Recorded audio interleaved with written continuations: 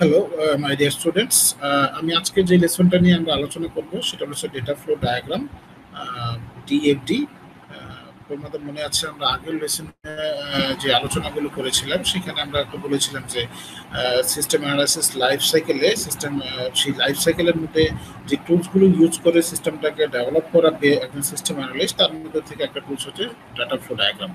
তো সেই data flow ডায়াগ্রামটা দিয়ে আমরা কিভাবে কাজ করবো সেটা আমরা দেখতেছি। প্রথমে আমরা জেনে নিই যে সিস্টেম ডাটা ফ্লো ডায়াগ্রামটা আসলে কি, সেটা কিভাবে আমাদের ইউজ করবে, কিভাবে একজন ডেভেলপার এটাকে কাজ করবে, ডেভেলপমেন্ট হিসাবে এটাকে কেমনভাবে ইউজ করবে, মানে গুড ডিজাইনটা কি এবং লেভেলিংটা কিভাবে কাজ করে, এবং সেটাকে ফিজিক্যাল এবং ডাটা লজিক্যাল ডিএফডিটা কি এবং সেটাকে কিভাবে টুলস হিসেবে কাজ করে, সেই জিনিসগুলো আমরা একটার পর একটা ডাটা ফ্লো ডায়াগ্রামের ডিটেলস আমরা যখন ঢুকবো। তো ডেটা ফ্লো ডায়াগ্রাম যদি আমি এক কথায় বলা হয় সেটাকে বলা represent how data object are transform at the move through the system.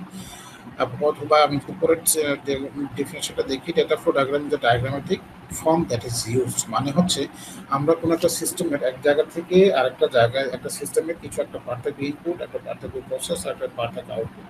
তো কোন জায়গা থেকে সিস্টেমগুলোকে ইনপুট নেওয়া হবে এবং কোন জায়গা থেকে সিস্টেমের আউটপুটও দেওয়া হবে, মানে কোন কোন জায়গায় প্রসেসগুলো হবে, কোন কোন জায়গা থেকে সিস্টেমের আবার ইনপুটগুলো আসবে, মানে ওভারঅল একটা ডায়াগ্রাম সিস্টেমটার কোন কোন জায়গা থেকে আমার আসলে অ্যাক্টিভিটিসগুলো কমপ্লিট করা হবে সেটাকে একটা, যেটাই এখানে বলে দেওয়া হচ্ছে যে ডেটা ফ্লো ডায়াগ্রাম যে ডায়াগ্রামেটিক ফর্ম দ্যাট ইজ ইউজ, মানে একটা ডায়াগ্রাম, একটা ওভারঅল একটা স্ট্রাকচার, একটা ডায়াগ্রাম, সেটা একটা মডেল দিয়ে তৈরি করা হয়, যেটাতে আমরা বলতে পারবো যে ওভারভিউটা কোন জায়গা থেকে কোন জায়গায় ডেটা ফ্লোটা হচ্ছে এক্স্যাক্টলি।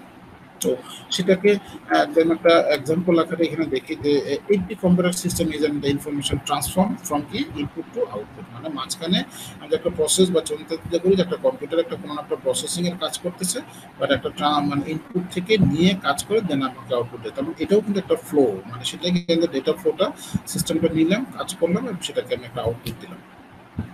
তো এই আমরা যে ডাটা ফ্লো ডায়াগ্রামটা ডিজাইনগুলো করবো, সেই ডাটা ফ্লো ডায়াগ্রামগুলোর জন্য আমাদের কিছু মানে কনসেপ্ট আমরা আগে থেকে একটু ডেফিনেশনগুলো একটু দেখে নিই যে এক্সটার্নাল এন্টিটি সেটা কি, আর প্রসেসটা কি এবং ডেটা স্টোরটা কি। তো এক্সটার্নাল এন্টিটি বলতে আমি জাস্ট এই জায়গায় যদি চিন্তা করি, এই জায়গায় এটাকে আমি একটা সিস্টেম চিন্তা করি বা একটা প্রসেস চিন্তা করি, সেই প্রসেস চিন্তা করার আগে এটা হবে আমার একটা এক্সটার্নাল এন্টিটি, এটাও একটা এক্সটার্নাল এন্টিটি। তার মানে এইটা সিস্টেমের বাইরে থেকে আমার আসবে, এটা প্রসেস করে যেটা আবার সিস্টেমের আউটপুটে যাবে, এবং সেটাও আমি সিস্টেমটাকে এক্সটার্নাল এন্টিটি বলছি।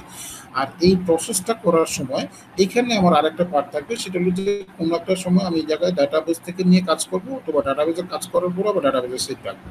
তার মানে সেটাকে আমি এখানে ডেটা স্টোর চিন্তা করতেছি। আর এক্সটার্নাল বলতে বোঝানো হচ্ছে যে from which data flow and the word the data results terminate, মানে যেখান থেকে ডেটাটা আমি নিব এবং যেখান থেকে আউটপুটটা নিব সেটাকে আমি বলতেছি এক্সটার্নাল এন্টিটি। আর যেটা প্রসেস বলা হচ্ছে যেটাকে ডেটাটাকে প্রসেস করা হবে, মানে ডেটা ফ্লোটাকে ট্রান্সফর্ম করে আউটপুটে দেওয়া হবে। আর ডেটা স্টোর যেটা বোঝানো হচ্ছে যেটার মধ্যে থেকে আমি ডেটাগুলোকে রিড করবো অথবা ডেটাগুলোকে রাইট করার জন্য কাজ করবো, সেটাকে আমরা বলবো ডেটা স্টোর। তো সেগুলোকে বিভিন্ন রকমের নোটেশনের মাধ্যমে বা সিম্বলের মাধ্যমে রিপ্রেজেন্ট যদি করা হয়, এই সিম্বলটাকে আমি অ্যাকশন এন্ট্রি হিসেবে চিন্তা করছি, সার্কেলটাকে চিন্তা করছি প্রসেস আকারে, অ্যারোটাকে আমি ডেটা ফ্লোর মাধ্যমে, আর এই যে ডাবল রেক্টাঙ্গুলার ডাটা লাইন সেটাকে আমি বলছি ডেটা স্টোরেজ। মানে হচ্ছে সিস্টেমে যখন ডেটাগুলোকে আমি ইনপুট আউটপুট নেওয়া হবো, তাহলে এই রেক্টাঙ্গুলার মাধ্যমে এই সিস্টেমে ইনপুট আউটপুট নেব। আমি প্রসেসের মাধ্যমে প্রসেস যখন করবো সেটাকে আমি বলবো সার্কুলার মাধ্যমে। আর যখন সিস্টেমের ডেটা ফ্লো বা ডেটা ফ্লো ইন অথবা ডেটা ফ্লো আউট যখন হবে, এটাকে আমি এরোর মাধ্যমে রিপ্রেজেন্ট করবো। এবং সিস্টেমের ভিতরে যখন একটা প্রসেস থেকে আরেকটা প্রসেস অথবা একটা এক্সটার্নাল এন্টিটি থেকে বা এন্টিটি থেকে সিস্টেমের সাথে কানেকশনের যে কাজগুলোর জন্য আমি এই ডেটা ফ্লোটা ইউজ করবো।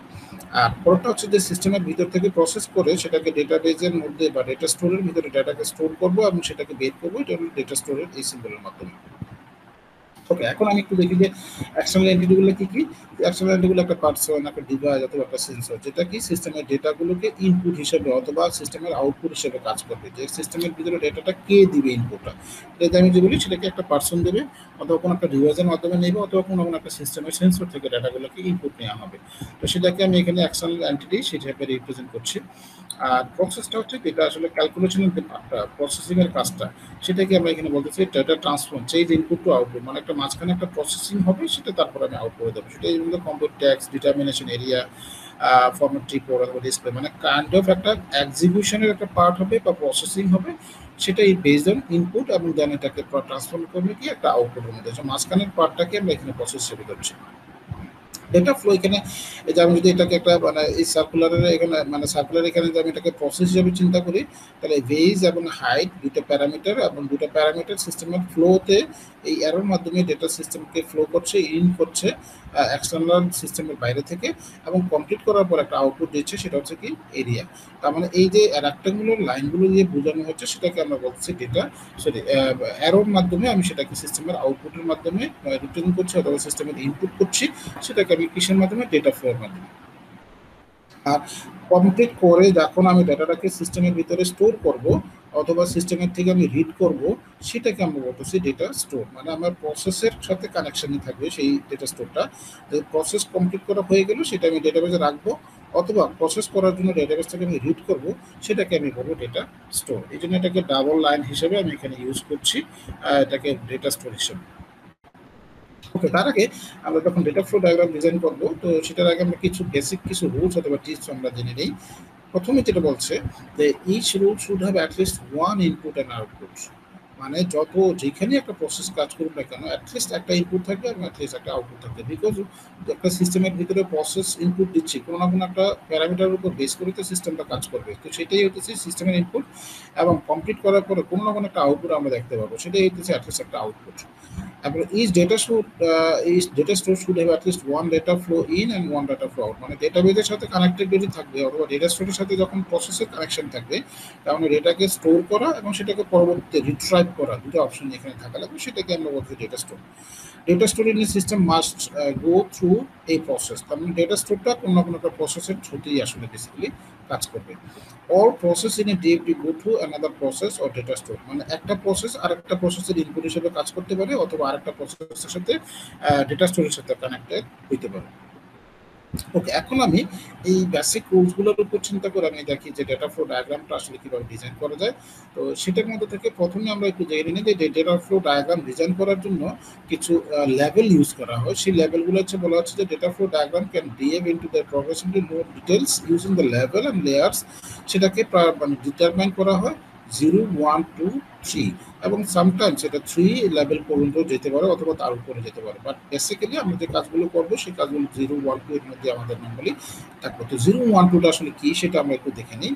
প্রথমেই বলা হচ্ছে যে ডিএফডি 0, মানে বলা হচ্ছে যে DFD 0 is called context diagram, অথবা একটা basic overview of the whole system or process being analyze or model. মানে ওভারঅল একটা ডায়াগ্রাম, সিস্টেমের ভিতরে কি কি ইনপুট আমার আসতেছে, কে প্রসেস করতেছে বা কে সিস্টেমের কাজ করে আমাকে কি আউটপুট দিচ্ছে। মানে সিস্টেমের একটা জাস্ট একটা আউটপুট, একটা মানে কাইন্ড অফ একটা কি বলে সেটাকে, মানে মডেল একটা, যে আমি কীভাবে সিস্টেমের মধ্যে দেবো আর কীভাবে একটা ওভারভিউ একটা আইডিয়া দিয়ে আমি কীভাবে সিস্টেমের আউটপুটটা দেবো। মানে কাইন্ড অফ একটা ওভারভিউ একটা ডায়াগ্রাম, সেটা কি সিস্টেমের সাথে এক্সটার্নাল এন্টিটিগুলো কীভাবে সিস্টেমের সাথে কানেক্টেড হতে থাকে সেটাই বলেছে। It is design to be at a glance view showing the system at a single high level process with the relationship to external entities। External এন্টিটিগুলো সিস্টেমের সাথে কীভাবে কানেক্টেড থাকবে, কীভাবে তারা সিস্টেমে রিকোয়েস্ট করবে এবং সিস্টেম থেকে কীভাবে আউটপুটগুলো পাবে। এটা হচ্ছে একটা কাইন্ড অফ একটা কনটেক্সচুয়াল ডায়াগ্রাম বলা হয়, অথবা ডিএফডি মানে ডাটা ফ্লো ডায়াগ্রাম 0 হিসেবেও রিপ্রেজেন্ট করানো হয়। এটা যদি একটা এক্সাম্পল বলা হয় যে আমি মানে ইউজাররা বা গেস্টরা সিস্টেমের মধ্যে একটা হোটেল রিজার্ভেশনের জন্য দিবে, সেটার জন্য কি ইনফরমেশন কিছু ফিল আপ করে রিকোয়েস্টটা পাঠাচ্ছে। তো সেই রিজার্ভ অথবা ক্যান্সেলের জন্য অ্যাডমিন সেই কাজটা করে দিয়ে ইনফরমেশন অ্যাড করে দিয়ে তারপরে সেটাকে পাঠিয়ে দিচ্ছে, সেটা রোগ ইনফরমেশন সে পেয়ে গেলো। আবার এমন হতে পারে যে ক্যান্সেলের জন্য দিল, তো ক্যান্সেলের রিকোয়েস্টটা গেলো, ইনফরমেশনটাকে অ্যাড করে দিয়ে আবার পাঠালো। মানে হচ্ছে যে আমি যদি এটাকে একটা সিস্টেম চিন্তা করি, এই সিস্টেমের সাথে আমার অ্যাজ এ গেস্ট আমি একটা অর্ডার দিচ্ছি, সেই অর্ডারটা আমাকে সিস্টেম কিভাবে দিচ্ছে, মাঝখান থেকে কিভাবে আমাকে অ্যাডমিন এই কাজগুলো করে দিচ্ছে, এটাকে আমি একটা সিস্টেম চিন্তা করি। আমি রিকোয়েস্ট করলাম, আমাকে রিকোয়েস্ট দিল, আমি রিকোয়েস্ট করলাম, আমাকে আউটপুট দিল। তো এটাকে একটা ওভারভিউ একটা ডায়াগ্রাম হিসেবে রিপ্রেজেন্ট করানো হয়, সেটাকে আমরা বলবো সেখানে ডিএফডি অথবা কনটেক্সচুয়াল ডায়াগ্রাম।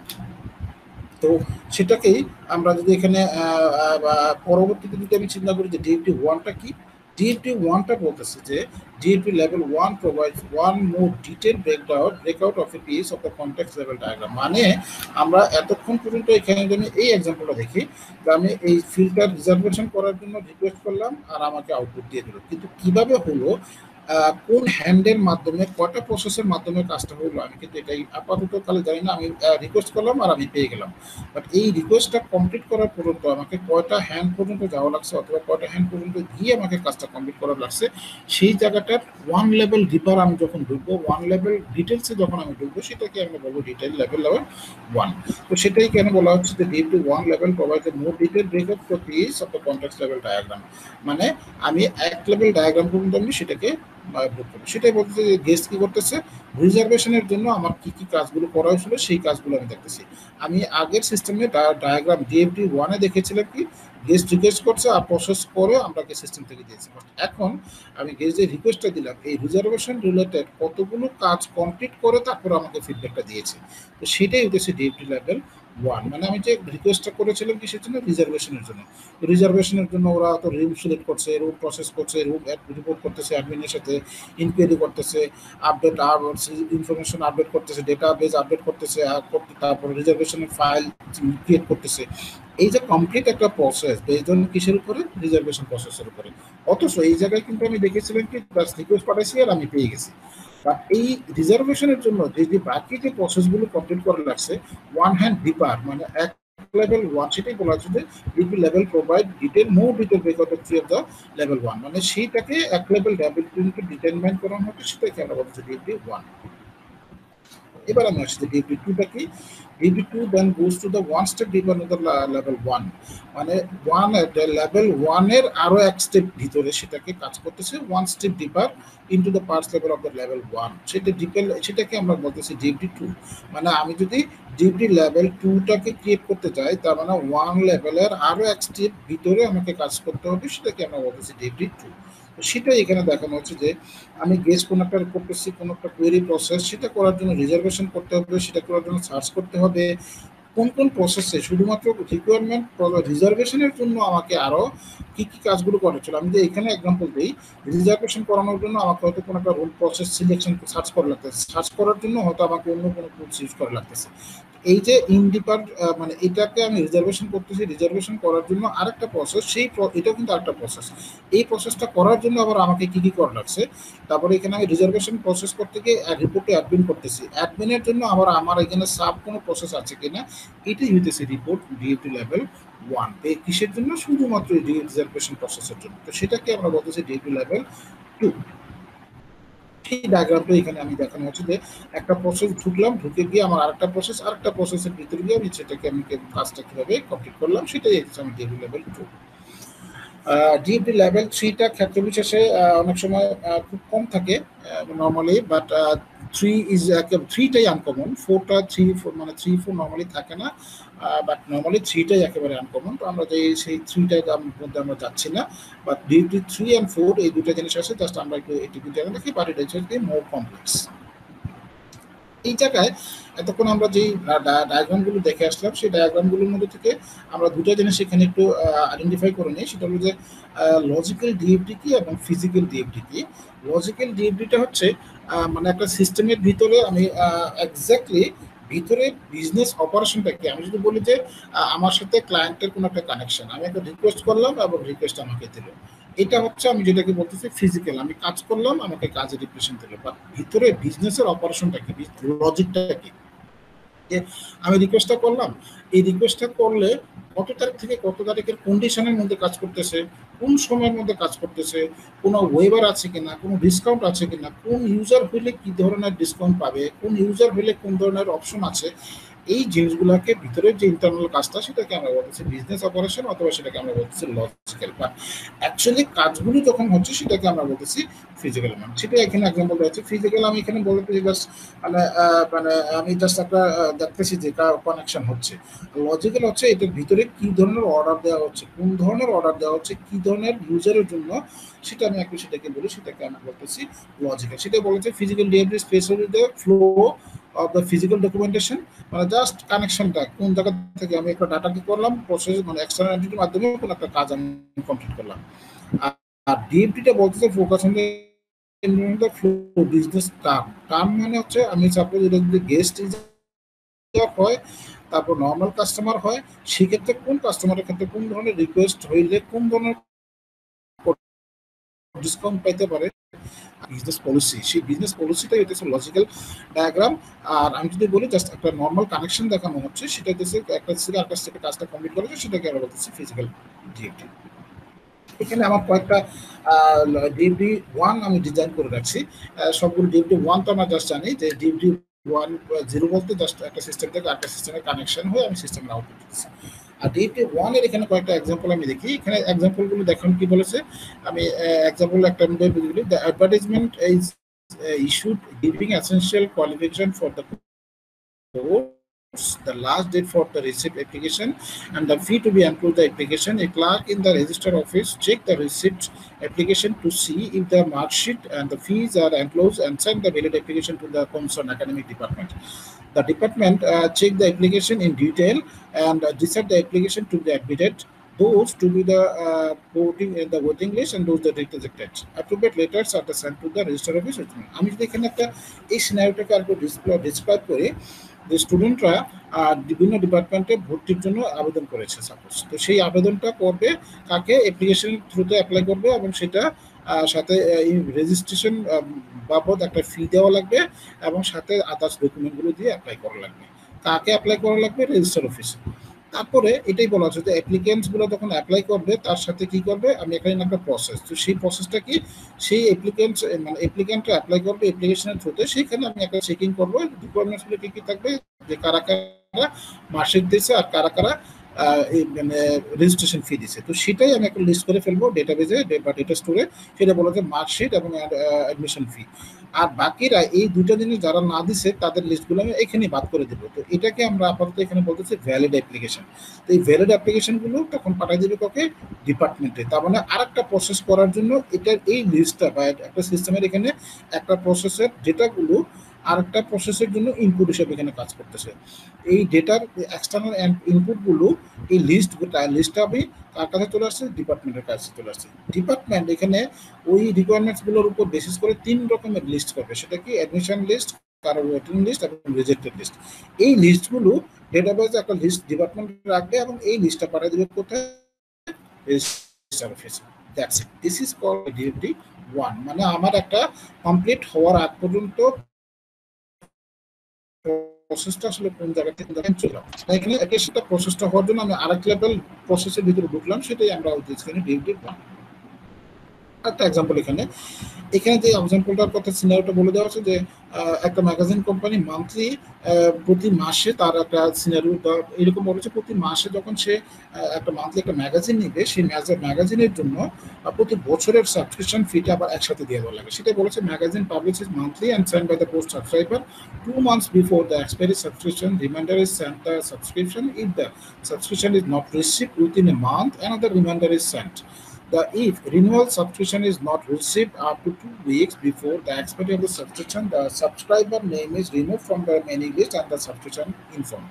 আমি যেখানে একটা এক্সাম্পলটা একটু ডিটেলস আমি একটা বলে চিন্তা করি, এই যে ম্যাগাজিন কোম্পানি প্রতি বছরের লাস্ট 2 মান্থের আগে চেক করে ফেলে যে পরবর্তী বছরের জন্য কারা কারা আসলে সাবস্ক্রাইব করবে, তো তাদেরকে একটা লিস্ট থেকে তাদের যারা এই কারেন্ট ইয়ারে যারা আছে তাদের একটা লিস্ট করে সেই লিস্টগুলো থেকে তাদেরকে একটা রিমাইন্ডার পাঠানো হয় যে পরের বছর সাবস্ক্রিপশন ফিটা জমা দেওয়ার জন্য।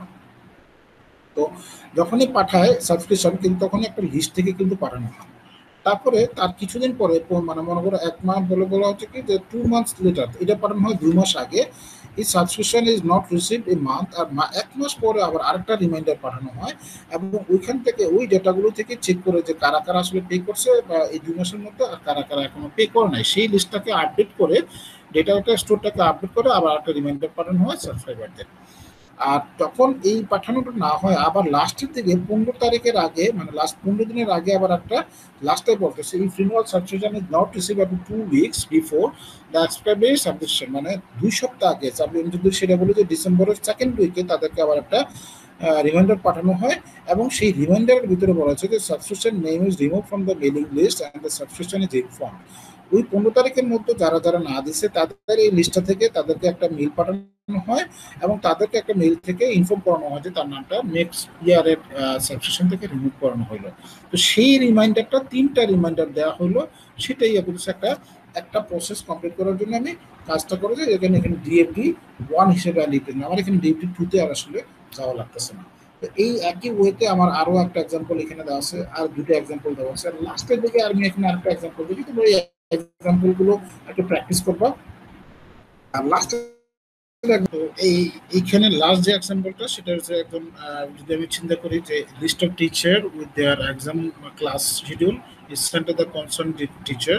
He calculates the total teacher load using the practice of the department project supervised by the teacher and also send the register. He matched the class schedule and the projects and the calculate the total load per week for each teacher. The slip is used by BC to justify the total class load of each teacher and send to the respective teachers. The complete routine are the also generated. এখানে দেখো, এখানে academic concern department academic টিচারদের জন্য list of the টিচারকে পাঠানো হয়, সেখানে একটা টিচারদের আইডি লিস্ট তৈরি করানো হয়, তারপরে এখানে দুটিটা সেটাকে তাদের টিচারদের মানে ম্যাচ করানো হয় ক্যালকুলেশন সবকিছু নিয়ে, তারপরে সেটা রেজিস্টার অফিসে পাঠানো হয়। তারপরে আবার একটা প্রসেস সেটা করে বিসি অফিসের একটা মানে সেটাকে আবার একটা মানে সিস্টেমের ইনপুট হিসেবে কাজ করছে, এক্সটার্নাল ইনপুট, তারপরে সেটাকে আবার আরেকটা প্রসেস করে দেন এটা রেসপেক্টিভ টিচারের কাছে চলে গেছে। তার মানে আমি যে কথাগুলো এখানে বলে আসছিলাম যে আগের প্রসেসে একটা প্রসেসের সাথে আমার স্টোরগুলো কানেক্টেড এবং আরেকটা প্রসেসের কাজ করার মাঝখানে আমার একটা এখানে এন্টিটি হিসেবে কাজ করছে, সেটা আমি যদি এই সিস্টেমের জন্য এটা আউটপুট, বাট এটার জন্য কিন্তু আবার এখানে ইনপুট হিসেবে কাজ করছে। একই এই ঠিক এই প্রসেসে আমাদের পুরো কমপ্লিটের একটা কাজগুলোকে আমরা দেখানো হচ্ছে একই ফ্লোতে। তো এই ছিল আমাদের আজকের এই লেসনের এতটুকু পর্যন্তই। আশা করি তোমরা এই লেসনটা ক্লিয়ার হবে। ইউজকে মানে যতগুলো ডাটা ফ্লো ডায়াগ্রামের এক্সাম্পল দেওয়া আছে, তো এগুলো যদি একের পর এক তোমরা প্র্যাকটিস করবে, না করলেও আমরা কিছু আরো দরকার আমি এক্সাম্পল কিছু দিব, সেই জিনিসগুলোকে তোমরা প্র্যাকটিস হিসেবে দেখতে পাবে। ধন্যবাদ সবাইকে, ভালো থেকো। আজকের মতো এতটুকুই, ধন্যবাদ।